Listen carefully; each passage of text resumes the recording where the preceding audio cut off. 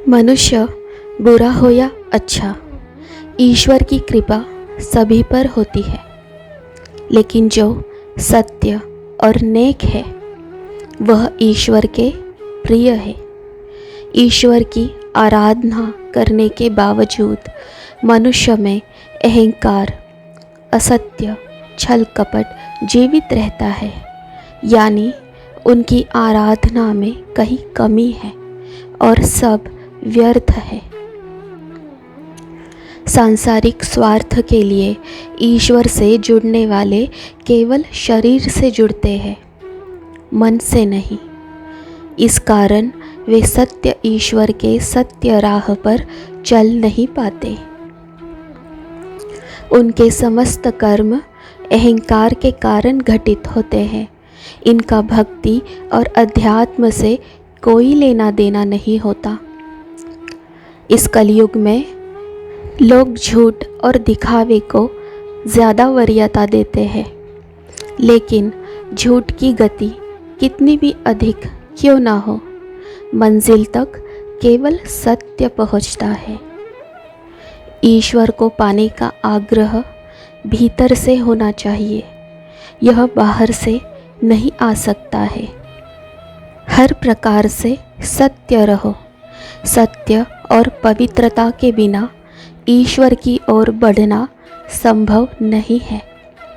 सत्य की राह आसान नहीं होती, लेकिन वही ईश्वर से मिलाती है। जो ईश्वर से प्रेम करते हैं उन्हें किसी प्रकार का भय नहीं होता, जीवन का भी नहीं। निस्वार्थ समर्पित भक्तों को ईश्वर के दिए हुए फूल हो या कांटे, सुख हो या दुख, सभी मंजूर होता है। भक्ति कमज़ोरों के बस की बात नहीं। कमज़ोर बीच मझधार में ही रास्ता बदल देते हैं। समर्पित भक्तों की ही नैया पार होती है। इसीलिए चिंता ना करो, उससे कुछ हासिल नहीं होता।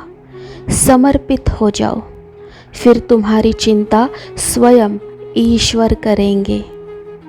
जो मेरे दिखाए हुए रास्ते पर चलते हैं, जो हर क्षण मेरा नाम जाप करते हैं, जिनके मन मस्तिष्क में केवल मेरा ध्यान और चिंतन है, जो भजनों में ही रमे रहते हैं, मैं निश्चित रूप से उनका उत्थान करता हूँ। परीक्षाएं उन्हीं की होती है जिनसे ईश्वर प्रेम करते हैं, जिनमें परीक्षाओं को पार करने की काबिलियत होती है। अतः स्वयं को भाग्यशाली समझें। आपको ईश्वर ने काबिल समझा है, इसमें आपकी ही भलाई छुपी हुई है। अतः डटे रहो और सदा खुश रहा करो।